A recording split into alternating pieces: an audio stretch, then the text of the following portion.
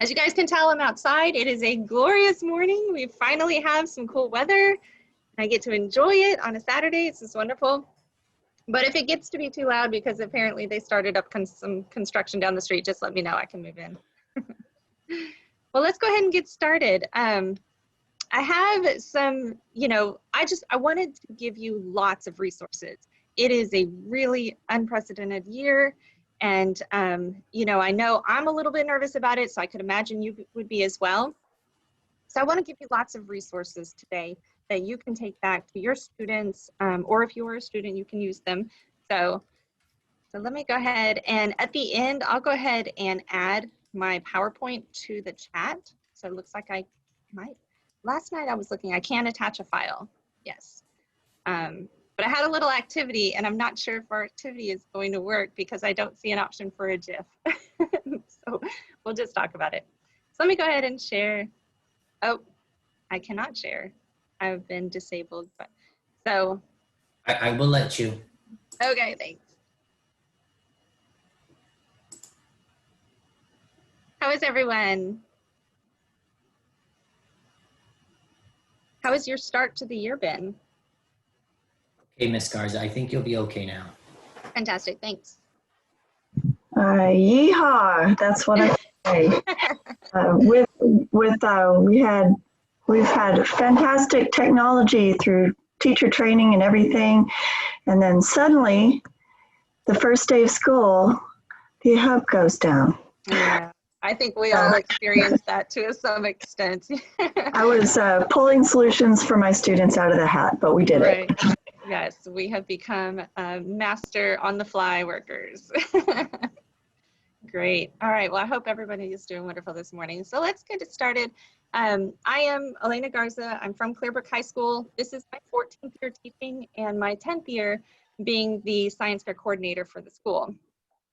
I have also linked my website down there, which is just a lot of resources for the students. Anytime I find something useful, I just put it on that website. So it's there for you guys to use however you like. So what I wanted to do was to have you guys post a little GIF of something that, a topic that you really enjoy, something you really love reading about, teaching about, talking about, something that if it comes on TV, you're going to watch it. So unfortunately, there's no option for a GIF in our chat, but you can, just type it in there if you like. I don't see a way that I can see the chat as I'm presenting. So that's okay. All right. So I'm sorry, I can't see the chat, but we can talk about it. And then another thing that I wanted you to post was one topic that you know a lot about, something that you just feel like, when you talk to other people, they learn from you about this topic. Something that you tend to have studied or experienced a lot in your life, something that you know a lot about. And that was, with the students, that's kind of fun to do with the GIFs. And I always let them know that I'm recording ahead of time so that we don't have any issues with them posting certain things. But this gets them thinking about what they want to do versus what they already know, but then connecting the two. And we have a discussion afterwards, and sometimes I put them into little groups, and so they can really talk about, these research projects don't have to be really cumbersome and big and, learning everything brand new. A lot of times, some of the best ones are really taking things that they have experienced, these great, valuable resources that they've already been through, and then adding in the extra layer of something new. So it doesn't have to be all brand new, which I think scares a lot of our students because they feel like, I don't know the math and I don't know, how to build this or build that, but there are many options out there that they can do. So really connecting the two and help them feel more, at ease about what a really good research project can entail, and that they have a lot of these skills already. So that's something that they can. Oh, I can see the chat. This is cool. Okay. So something else that I have my research students do is they just kind of write down things that they're interested in. So taking from that GIF, kind of expanding it a little bit more, some things that they're interested in if they didn't want to focus on just one, but they have lots of options. things that they just really enjoy reading about, listening about, watching TV about. And then I have them go do a little preliminary research. Go see what's going on. What are the current events in those 3 smaller topics that they had decided on? And then from there, kind of narrow it a little bit more. So these research topics, I tell them try not to go too narrow right now, because if you're going too narrow, then there's a potential that you have gone too far and it's a niche that you might not be able to fill yet. So let's stay a little bit broad at the beginning and then begin to narrow it down. So from here, I narrow down into some boxes, and I know they look like UFOs, and that was just because of the shapes that I chose, but they were kind of laughing about that. So they kind of get a little bit more narrow here. And I have an example from one of my research students about some ideas that he was trying to decide on this year. So he was really interested in robotics. That's something that he's done for a long time. He's participated in robotics and excelled, and he knows a lot about it. And then he really enjoys aerospace and space and nature. So these are very different topics. He could find some connections between robotics and aerospace, which he finally did at the bottom. And nature, connecting all of the topics that they're interested in is an option. You can find some research questions within that. And so having an idea and putting it on paper is really a good way for your students to visualize what they're interested in. And then from there, he was kind of focusing more on his robotics because he felt like he did have a lot of pre-knowledge for that and that he can excel in narrowing those fields. So from there, he added a few extra shapes. We did this on OneNote. We're trying to use all virtual this year. I'm trying to use no paper whatsoever because I don't want to touch anything they touch and they don't want to touch anything that I've touched. So we're doing all virtual. So this was on OneNote, and OneNote has been super easy for us just to add extra things. It's an unlimited canvas. You've got all this extra area that you can add in. So this is something that we will build on as we go through and narrow their topics down. So I wanted to share a quick little, very small section of this TED Talk. So Suzanne Simard is quite interesting. She's eccentric and fun and very, nature oriented, but she talks a little bit about how she decided on one of the ideas that she came up with. And I think it might be helpful for us. So I'm going to play a small clip of this. And let's see if I'm still sharing the same screen. Can you still see the video now?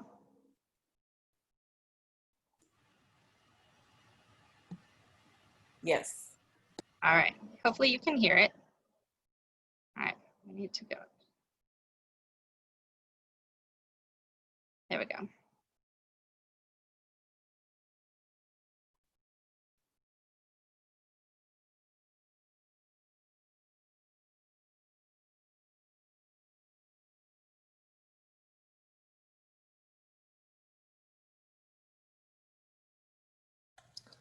It's not playing. Are you getting the sound from it? No. No, Okay. ma'am. No. That's okay.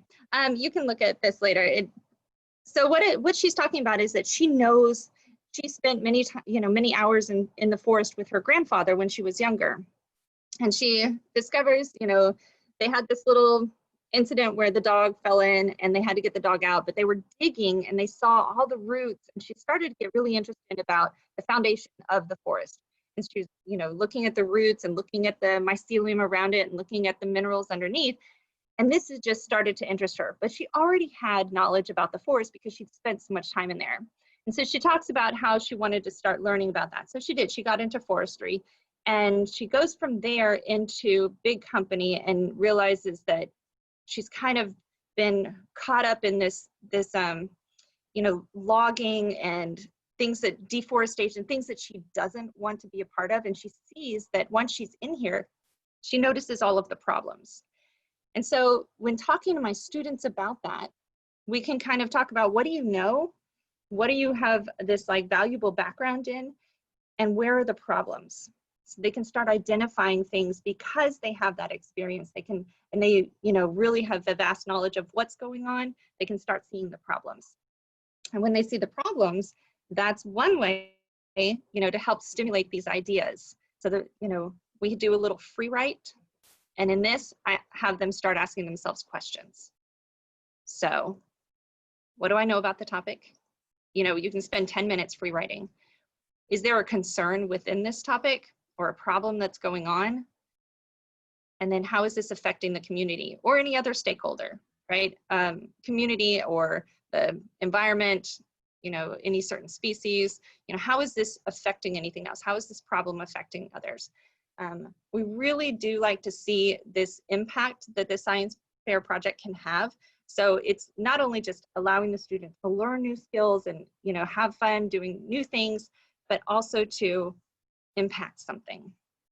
So I kind of try to have them focus. I had a project this year, the student is wanting to build a catapult. And I'm like, that's fantastic. He's never taken a physics course in his life. He really wants to learn about all of the different trajectory angles and everything on it. But I said, how can this impact? Where are you going to use this for future? Which it doesn't have to have that element, but it's really great for the student to really see how they can impact the world around them. And we'll talk a little bit more about that in a minute. And then what resources do I have? They've got to make it feasible. You know, I have a lot of students that really want to do cancer research or, you know, drug therapy research, but what resources do they have available to them that they can do within the time allotted, right? We don't have a lot of time to complete this project. My students' projects are due at the end of November. That's not very long. So what resources do they have in the time allotted that they can accomplish? And then who do I need to talk to? So that's the last part of their free write, is starting to identify where they can look for more information, possible people that they can ask questions to. So having a free write time is really helpful for them to start, you know, figuring out these ideas and putting them on paper. And then we start researching. JSTOR is fantastic. I don't know if your school or your district subscribes to JSTOR. I had thought since the pandemic that it is actually available to everyone until the end of the year. Could be wrong, because every time I go to the website, it already brings me into my district. So check it out and see. But JSTOR is a great source of journal articles. I know a lot of our students like to use Google Scholar, but most everything is behind a paywall, and so they can see the abstract, but that's about it. So JSTOR is really nice. So you may need to, like, I put one in, a well water filter. I had a student wanting to do a well water filter. Well, we type that in and we get 137,000 results. Okay, that's going to be a little bit too big. So help them start narrowing down and getting some keywords. I had another student wanting to look at rocket nose cone design. They put it in and they get 34 results. Okay, that's not going to be enough. So knowing how to research is going to be, or how to do the background research part of it, is going to be some skills that they'll need to develop and that you can help them with. So I just have them write the keywords from the idea that they're interested in at the moment, and then write down the synonyms for it. And that'll help them really find more articles and more things to do some research. All right. So once they figure out general ideas that they're interested, they need to just start reading and start listening. So there's great stuff online that they can look at. Science News has wonderful articles, and as they're reading through these, it's going to stimulate questions, you know. Science News and then Science News for Students, you can click on both of these. They've got great articles here. And then we've got really great podcasts. I tell my students all the time, we do podcast assignments, and all of these have current research, things that are going on. They have people coming on, guests on the show that talk about their research. Joe's Big Idea is great because it talks about how people have come up, or talks to people, and they describe how they've come up with their questions. Knowing how other people do research and how they've come up with their questions helps our students develop their own pathways to find their research question. So all of these are really great, and I'll show you, I give my students a page. Oh, and watching. Oh my goodness, this is great. So Science News now has a YouTube channel. I'm gonna click on this real quick so that you can get an idea. So this YouTube channel is awesome. There are so many cool ideas here. Oh, sorry, started playing. Has categories that you can search through in all different fields of science. And you also have other channels like Society for Science in Public. That's who puts on ISEF. They're great. They've got lots of resources that they put in, and they put on that science news for students. So direct your students to some resources. They're going to need it.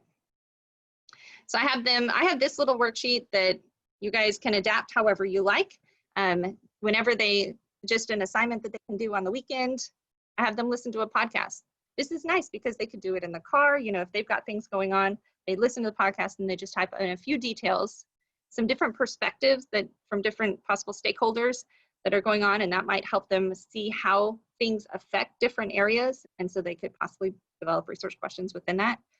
Some data, and then extra questions. This part is really important. Okay, what questions do you still have? So as they're listening to it, they type in their questions here.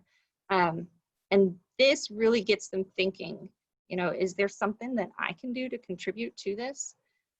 So that box I find is the most important when I'm grading these or talking to them about it. Because we all know the sound of discovery is not really like eureka. It's more like, huh, that's interesting. So that right there is going to help them figure out, huh, well, maybe I could help with that, because I wonder why they didn't study this, or I wonder why they didn't use this variable, or I wonder how that would work in my backyard. So this is where we want to get our students to. All right, and we have a lot of challenges this year. Staying home is going to be a big challenge. A lot of our students are not coming back to school. Half of my students are not. Not coming back to school, which means they don't have the available resources that we have for them that they can use in the lab at school. Which also means that many of them, if they're staying home, they're probably not going out and going to be able to work in a lab in our community. So lab access is going to be an issue for some of our students. Now, I will say, in the last 5 years, 6 years, I would say 90% of the projects that have gone to ISEF for my students have been in their own garage. They've not had lab access, which means great projects can be done at home. We really want to emphasize that to our students, that you don't have to have lab access. There are fantastic things that you can study in your own backyard or your own garage and still accomplish great things. And then virtual presentations, this is something new for our students. And I know a lot of our students are they're struggling with the technology right now. They're probably doing better than we are at it because we're a little bit older, but virtual presentations is a bit scary for them. And so helping to navigate that and, you know, giving them the opportunities to practice it with you, as well as giving them the tools to accomplish it, is going to be very important.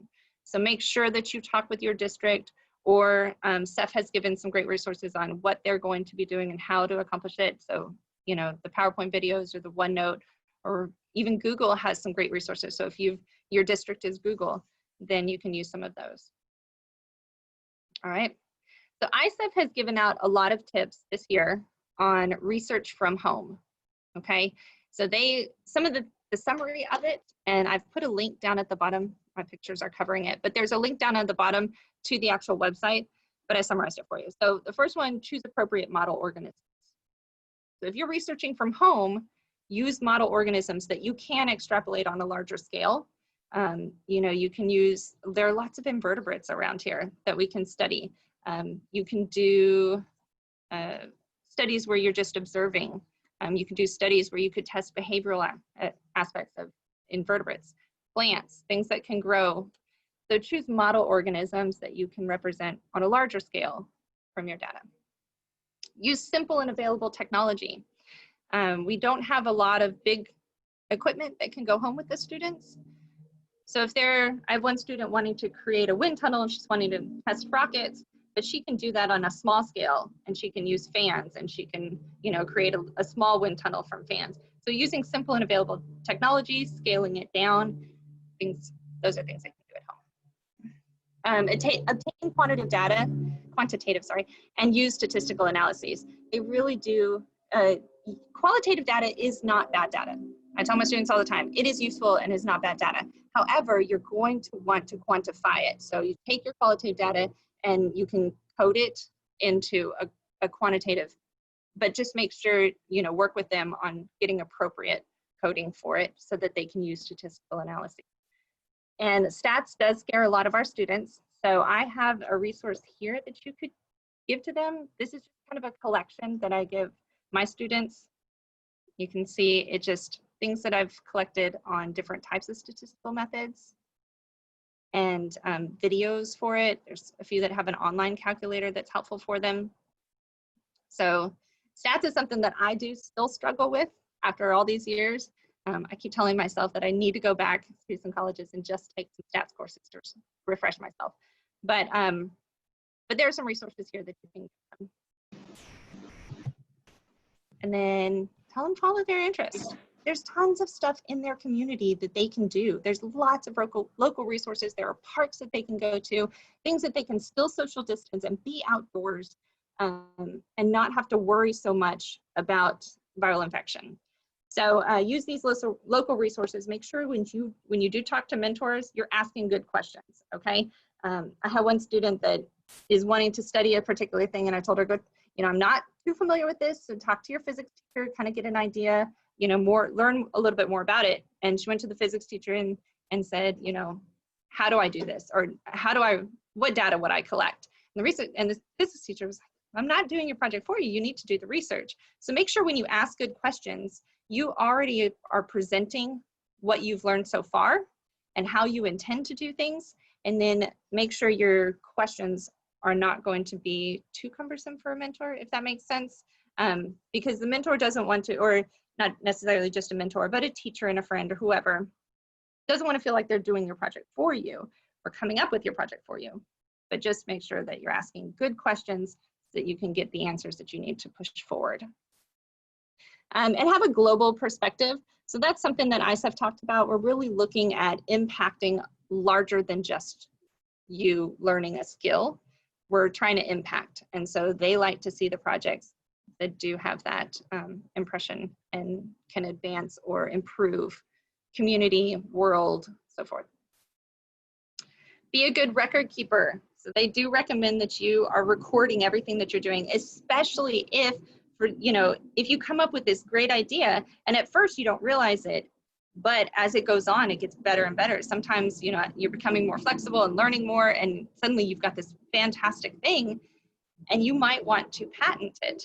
You need to have kept really good records from the beginning to get your patent. So they do recommend being a very good record keeper as you're going through your project from day one. All right, and don't be afraid to reach out. So, and if you're reading papers, my research students, all the time when I tell them, if you're reading research papers and you find something that you find fascinating and you want to know more, you still have questions for this, you know, professor or whoever it is that put out this research paper, email them. There's no harm in emailing. What's the worst that can happen? They just don't respond. But a lot of times researchers, when they get an email from a high school student, they're like, oh my goodness, this student read my work, and they get excited and they respond back. So we've gotten a lot of great responses from experts. So tell them, don't be afraid to reach out. They can only learn more. All right, so how can you help your students? My suggestions are to post a list of available resources. What equipment can you check out? All right, they don't have to go find. You know, do they need glassware? You know, do they need Pasco equipment or something where they can a force determiner, or, you know, temperature probes, or carbon dioxide probes? You know, what are some things that you have that you could check out to them? That's going to help them decide, you know, where they want to take their project if they know what they have to work with already. Sometimes they'll say, oh, I have an access to a carbon dioxide probe. Well, that would make this project so much better. I could test this variable or do that. So knowing what's available to them may help make things a lot easier and develop the question easier for them. So, and I know you can't really list everything that you have, but a starting point is great, and then you can add as you go. If somebody's asking for this or that, you could always add that to the list. Post a list of mentors or teachers that are willing to help them. You know, what are the expertise that those teachers have? So if you have a statistics teacher that is willing to help these students, put that on the list with their email and let them know that this is our statistics teacher, and that'll help ease that, you know, that problem that they're having as they're going through. Or, you know, if you have a friend who is a biochemist, you could put that on there if they're willing to answer some questions. They don't have to mentor them through the entire project. You could have it on there, you know, willing to answer questions through email or so forth. And lastly, locations to find available data. So what if your student doesn't have access to many things, you know, or, you know, they're just not able to build something or create something that they want to do, there's lots of databases out there that have great data, raw data, that they can analyze and use to answer questions. So delving through all of that raw data that's out there is helpful. So let me show you a few that we have found. So iNaturalist is fun. I'm not sure about you, but I use iNaturalist almost every day. Everything that I find, iNaturalist is great for organisms and plants and different things. Anytime I see a new bird that I hadn't seen before, or a little bug, or a plant that I find really cool and I'd like to have in my own backyard, if I don't know what it is, use iNaturalist. So iNaturalist, you can search anywhere in the world and zoom in, and there are all of these little data points on there. And these data points are observations that people have made. So this is a citizen science. People have made these observations, and it'll tell you what has been found there. So this might be something if they're wanting to search certain things or see how species have changed. Of course, it's not going to be everything, but it's still a sampling. It's a random sampling. So it could be helpful. There might be a question they could find within that. Citizenscience.gov. So these are a lot of citizen science projects. I'll show you a couple of those. So they have about 450 projects right now going on. And so some of these have some videos. People are posting, you know, short video clips, and the students can go through there and like maybe look for certain things, you know, count different species. There's just a lot of raw data here that they could use, that people, so they post these and people actually add to it as they're going. All right.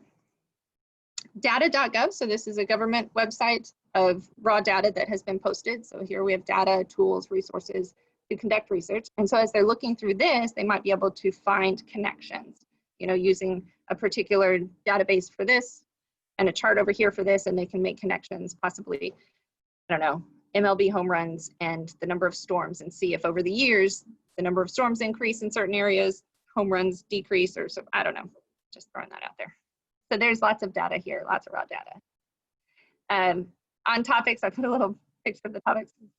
Found this interesting that we are now our own category, older adult health is on the topics for this. So I thought that was funny. But yeah, the students have lots of topics on here that they can choose from, and there's tons of raw data. CDC has put out some great stuff. So CDC has a lot of information, different diseases and conditions. They've got lots of COVID stats on here, healthy living, travelers' health, and so forth. Okay, so you may want to look through the CDC data. But as all the students, beware of these spurious correlations. Here's an example. Tyler Viger, I think is his name, has put out a book that I actually have in my classroom. I think it's kind of funny, but not entirely student appropriate on everything, so I don't let them look through it. But I use it occasionally to pull pictures like this one. So you need to be careful. Correlation does not always mean causation. And that's something that our students struggle a lot with. Okay, here's one where it's letters and winning words of script national spelling bee correlates with the number of people killed by venomous spiders. This is statistically correlated, okay, which means that they have run the correlation. Look at the R is almost 1 here. So they've run the correlation and it statistically correlates. But that does not mean that there is any causation here, okay? You have to tell them be careful. Of course, here you have 2 different y-axes, and so that does change things. Make sure that they're understanding how to read data. So, oh, I've got a little joke over here.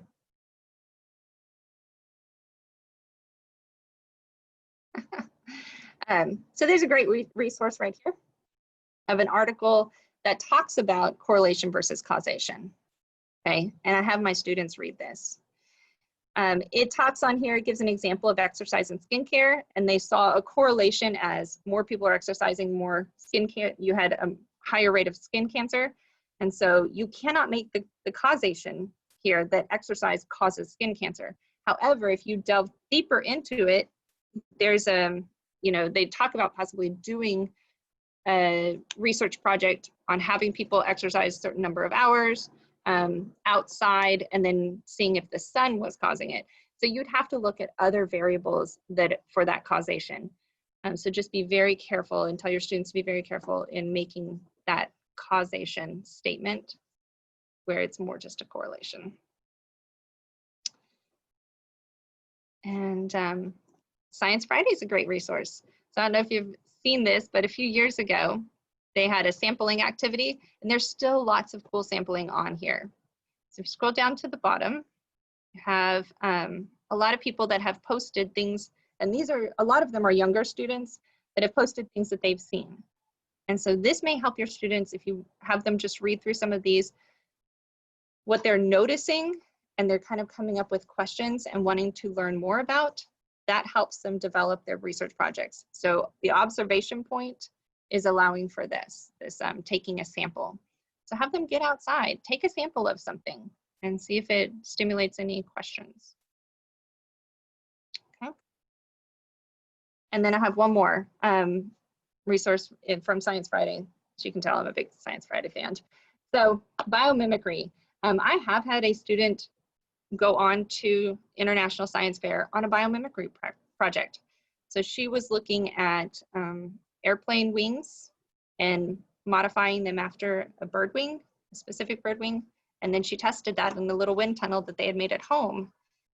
And that was a really cool project. And she did it very well. You know, she spent a lot of time, I believe it was actually her second year doing it. So tell your students, don't be afraid of continuation projects.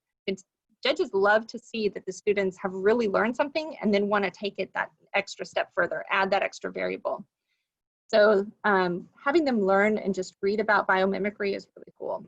You can see there are lots of different examples on here of how they could take something that's evolved for billions of, or thousands to millions to billions of years in nature and become, you know, perfected, and then apply that to something that humans do or some humans need. So this is some really cool stuff.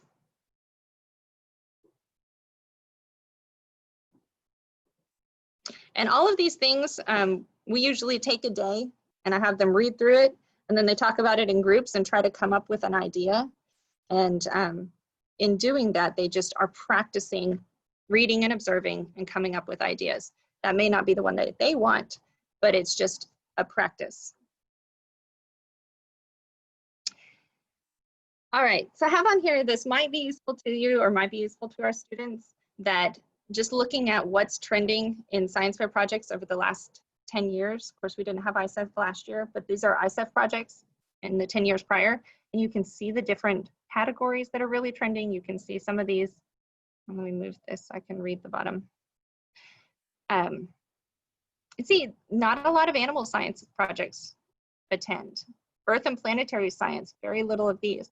So a lot of students want to know what categories they have a better chance at, which I don't like really to tell them, because then they choose something they're not entirely interested in.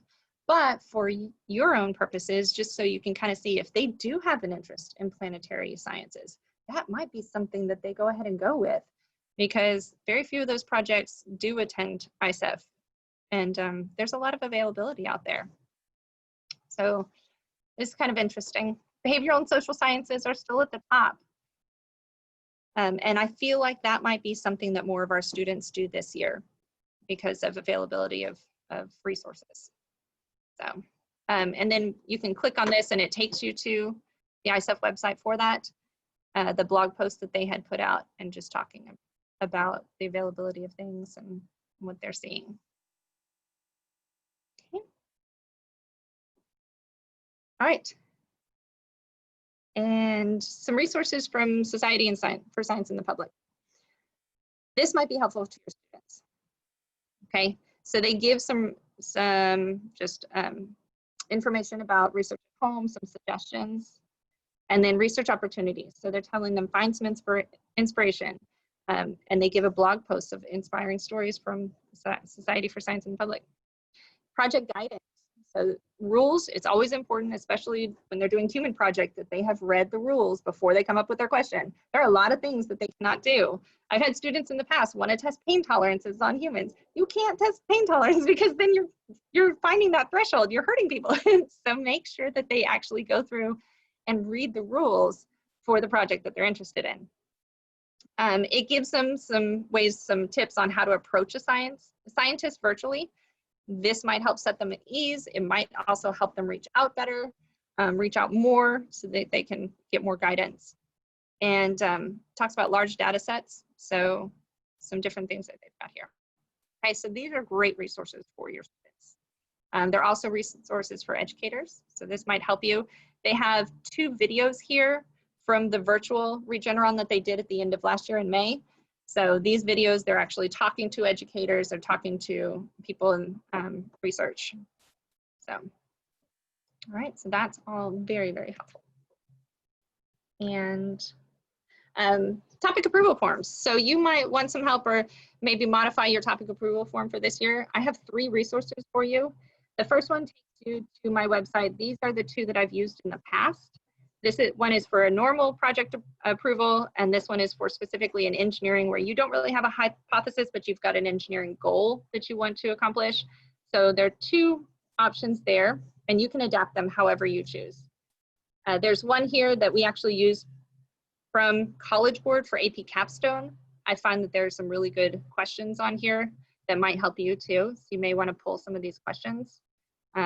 This has on here the reasons that they're choosing their topic, and the expected approvals that they'll need. It's really good for your students to already know where they're going to need approval, especially if it's IRB, because we know IRB is going to take them at least several extra weeks because there's that kind of back and forth, like modify this, or you can't really ask this question. This is a little bit, you know, a lot of our students want to do psychology questions, especially with COVID, how that's affecting our students. And you want to make sure that your questions don't incur anything more than minimal risk. So that's going to need extra approval. And then there's our CCISD one, which is available online. You can just Google CCISD topic approval form and it's there. But I like this one that they've put out. Oh, I don't know why it's not opening. Just Google it. I like this one that they've put out because they've got some suggestions. So it's like actually a page of information first before they get to this. And it has some suggestions on there, things that they're going to need to think about during COVID this year. So that's a good one. All right, so our theme for 2020 is flexibility. Please talk to your students. Make sure that they understand that failure is okay. You can't learn unless you fail, but you've got to move on from it. Challenge yourself to overcome obstacles. The judges love to hear what obstacles they've had to overcome and how they got around it and how they moved forward. So flexibility is going to be key this year, as it is every year, but even more so this year because of our situation. So please talk to your students about being flexible. Make sure that they understand that we are okay with their projects not going 100% the way they want it to, and they need to be okay with that as well. But working around it, finding ways to overcome it and still push forward and still learn is definitely key. So a lot of our students, I have had students, you know, move on quite far from a project that did not support their hypothesis. But it's still, that's great data, and that is still a great project. All right. So does anybody have questions for me? I know we're a little bit early, but I wanted to leave time for questions. Are you going to share this PowerPoint with us? Yes, I will, definitely. That is a lot of information, so that will be helpful. Yes, so all of the sessions are going to be available online on our website in the coming weeks. All sessions are being recorded, so they will be available through our YouTube channel. So any questions for Ms. Garza, either through the chat or feel free to unmute yourself. She will be very much so available. Yes, please. All right, and I'm also attaching the PowerPoint presentation with all the links in it in the chat, so you can find that right now. So how are you going to judge? I can tell you what my district is thinking. I'm not sure about SCFH, but what we are thinking about is we're also doing the PowerPoint voiceover. So there's an option in PowerPoint, and rather than just using the voiceover, we're actually using the one where it says record slides. So there's an option under slideshow tab, record slides. And this one is really cool because then it puts a little picture of the student in the bottom corner, and they're talking through, and they can click through their slides as they're going, and so that it goes as they need it to. And they can draw on the slide. It gives them an option to draw or to highlight certain areas so that they can really focus the judge on certain data that they wanted to highlight. So that option is really cool. And then they're going to upload that. And when our judges are ready, they will just hit play slideshow, and it shows their video and the student walking them through their data and so forth. So that's how we are going to judge. We are attempting, and we would like to see if we can get a day where we have maybe a Teams meeting or a Zoom meeting with those judges after they've already seen the presentation and maybe have questions, and just have a short, back and forth Q&A with the student. And that would be something where the teacher would facilitate, or somebody would facilitate it. That would be really cool if we can get that to work, but we're definitely having the PowerPoint with the voiceover. Yeah. Science notebook, our district is Office 365, so we are going to use OneNote, but I know Google has some cool options too. So they will have access to the students' OneNote. There's an option to share it, and so they can create a link that nobody else can edit, but they can view it. So they'll have access to their OneNote as well as the video, and then go forward from there.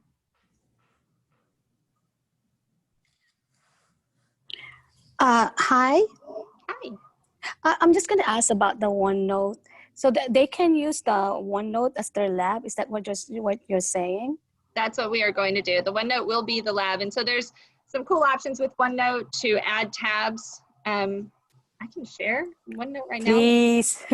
Yeah, let me That see would if I can help. show you. Because right now I'm using OneNote. Uh-huh. And it's a great tool. I really love it. I do too. And I don't yet have a science fair OneNote, but I can show you, one of my classroom ones. But they can add tabs here, so they can add sections. You have a couple of options. So if you have OneNote for Windows 10, you have an option for the class notebook. Okay, the class notebook is really cool. It's up here at the top.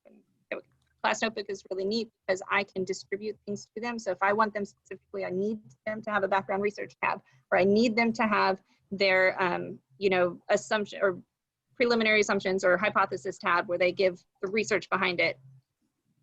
So I can add those here in sections, and then they can add pages as they go. So in their background research, they could have a page for each of their articles. And from there, they can type in their annotated bibliography, or ideas or ways that they can use it. They can actually put the article in here, and they can highlight sections of it. So it should be really useful. I think this is going to be nice because it's an unlimited canvas, each pages. And so, they can have their journal tab. And so they can add pages for each day, and they're not limited to that physical space of a regular notebook. So that's how our district is going to be using OneNote. Yeah, good question.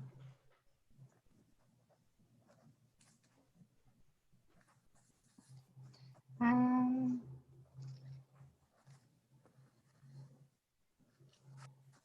right.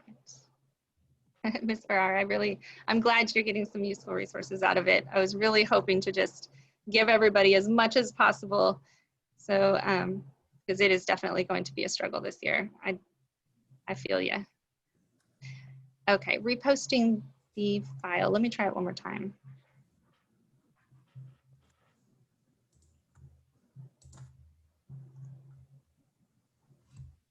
Okay. Oh, sorry, I need to select everyone. That's why it went privately. So Ms. Garza, while you're Yes. working on that, we have a question about composition notebooks. Any advice on composition notebooks, or how students can organize their composition notebooks? Oh yeah, organizing composition notebooks. So what I've had my students do in the past, now again, because of COVID, we didn't want any kind of physical transfer between the judges and the students. But, you know, you can follow some guidelines where you allow that composition notebook to sit for 4 days and before the judges actually physically touch it. Sorry, Ms. Burr. So composition notebooks, you definitely want to have sections to it. Now, every student's sections might be a little bit different, but you want to make sure that their sections typically correspond to kind of what they're seeing on the poster as well. So they've got background research, they've got rationale, they've got their question, their hypothesis, the journal, the method, the resources, you know, all of those things that you typically have in a science fair project, as well as data and, you know, conclusions and analysis for that. And also having a future, you know, future uses for this. So we call it the impact part of the project. So you're looking at the impact of how this is going to occur or how it's going to impact the community and future uses for this. So what other questions did they have? What would they do next with this? Having that section at the end of your PowerPoint is really useful, or composition notebook is really useful. And also knowing the limitations. So judges might ask about limitations. So having a limitation section is pretty cool. So after their method and they complete that, they have their limitations and how they tried to work around their limitations. Survey research is one that has many limitations, right? Getting a pure random sample and pure random, that doesn't, but a very, an accurate random sample, or, you know, justifying why you're using specific things. So having limitations and working around that. That might have been what you were asking about, like organizing the notebook. We also have another question about how do you integrate science fair into your class schedule? So I am fortunate that our school has a capstone program. So my AP research students, not all of them will use science fair because a lot of them choose historical research or arts research or things that, you know, they just don't have a desire to do science. But I do have a good number that choose to do science fair. And they are fortunate that they're able to spend the time during class to do that. But our timeline doesn't entirely match up with science fair. We spend a lot more time finding our research question in AP research. So the ones that do decide to do science fair are going to have to speed it up a lot faster. So we spend extra time after school really working through it. My AP biology students, you know, I would say maybe a handful of them decide to do science fair, and it's all outside of school. So we use tutorials times, we use lunchtime sometimes to work together to find their projects. And then the rest of the school, it's just kind of on their own. I send as much information home as possible. You know, it's optional at our school. Nobody is required to do it. So all of that information goes through. Our Dean of Instruction sends it out to all the parents in the summer. You know, if you're interested, contact Ms. Garza as possible. It goes through to all of the teachers on their syllabus at the beginning of the year, and they send emails out. So we try to get the word out as much as possible. So the more communication you have with your students, the more time you're going to have with them, because a lot of them, you'll have those ones that come to you in September, end of September, and say, I want to do a project. Well, you have a few weeks left, and so let's work on it. So try to get it to as many people as possible, as early as possible. And like I said, we use tutorials times for it. Yeah, I'm not able to integrate it into my other classes. So.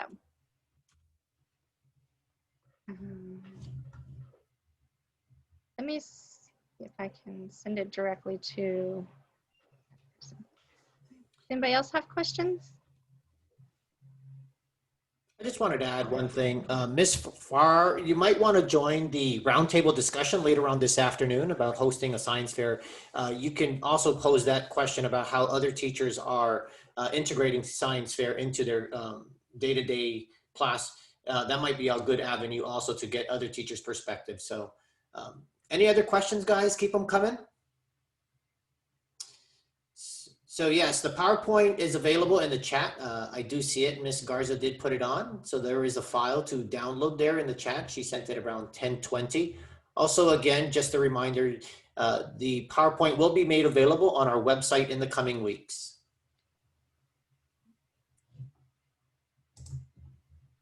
Oh, yes, my email address. Let me go ahead and put that on there. If anybody has questions, please contact me.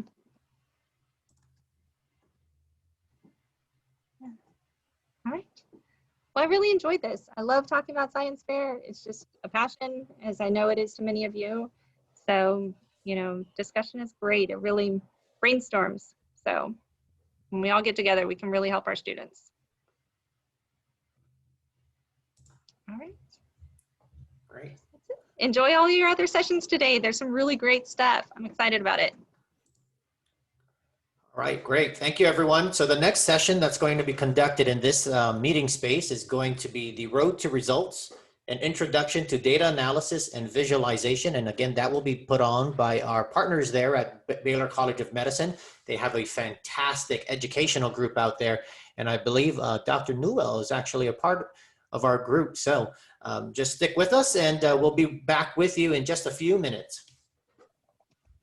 Thank you, Ms. Garza. All right. Thanks, everyone. Appreciate it. Bye. Have a great year.